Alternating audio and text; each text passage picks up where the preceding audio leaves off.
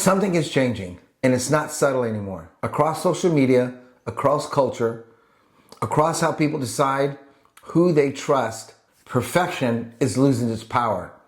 It's losing its luster. Highly polished content, perfect lighting, scripted captions, manufactured confidence. It looks impressive, but it doesn't feel believable anymore. And the data backs this up.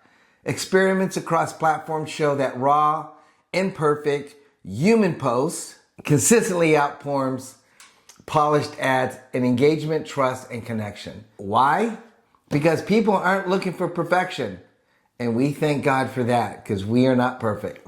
They're looking for truth. They want to know, is this real? Has this person or people actually lived what they're talking about? Can we trust this voice when things fall apart?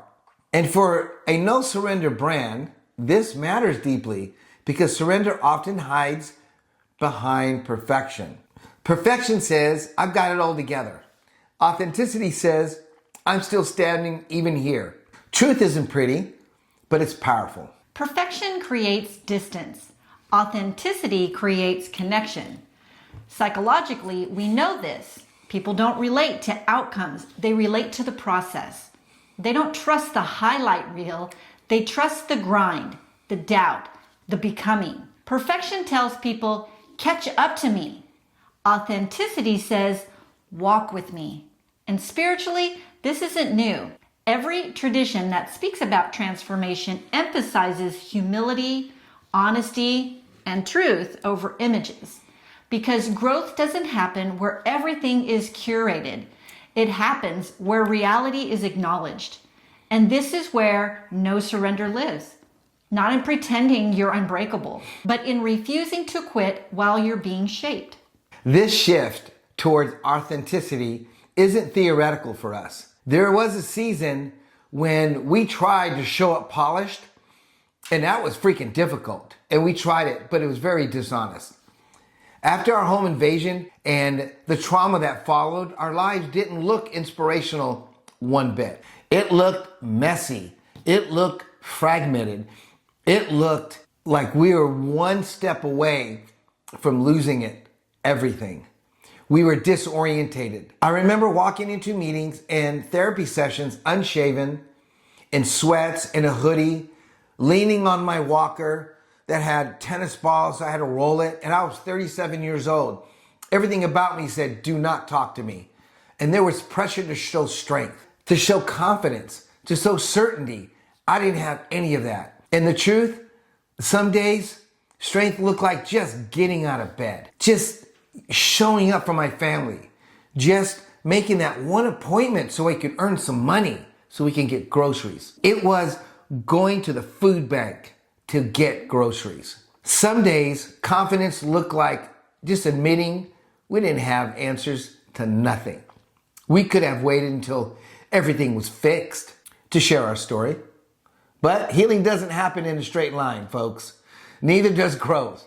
So we choose to be honest, not oversharing, not dramatizing what happened, but telling the truth about the process. And something unexpected happened. People didn't pull away, they leaned in because authenticity gave them permission to stop pretending about their lives as well. Here's what I've learned through this season. Perfection isolates. Authenticity invites. And when you show only the finished version of yourself, people admire you, but they don't trust you. When you show the process, then people recognize themselves. And spiritually, this matters because truth is where healing begins. You don't transform by hiding your wounds. You transform by letting wisdom grow around you. And that doesn't mean you share everything. It means you share honestly. And honesty builds something perfection never can: credibility. This is why the shift we're seeing on social media isn't just a trend, it's a correction. People are exhausted by performance. They're hungry for voices that sound like real life. Psychology explains this through something called relatability bias. We trust people who feel human, not superior, Imperfection signals honesty. Process signals experience. We don't chase attention through exposure. We show the work, the discipline, the repetition, the days when motivation is absent, but the commitment remains. That's authenticity with backbone. This is where it becomes very personal for us. A no surrender mindset doesn't require you to be flawless. It does require you to be faithful to the process. Truth isn't about airing your wounds. It's about not lying about where you are currently at this moment. And when you live that way, something just shifts.